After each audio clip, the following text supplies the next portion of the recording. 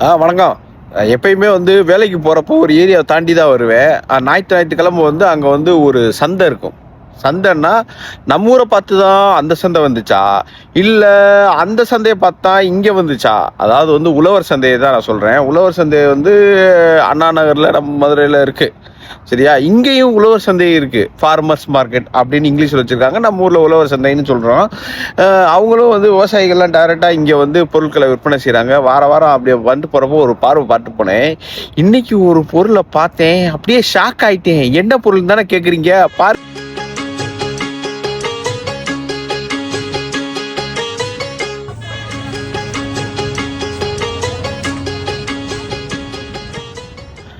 பாத்தீங்களா? அ ஒரு கரும்போட விலை $5. நம்ம ஊர் காசுக்கு இன்னைக்கு டாலரோட ரேட் என்ன? யாரோ ₹50 வரும்னு சொன்னாங்களே. சரி விடுங்க. ஒரு டாலரோட ரேட்டு $88. அப்ப $5 $440 ஒரு கரும்பு. பாருங்க, நம்ம ஒரு கட்டையே தூக்கிடலாம். சரி, ரைட்டு. வேலைக்கு கிளம்புற நேரமாச்சு.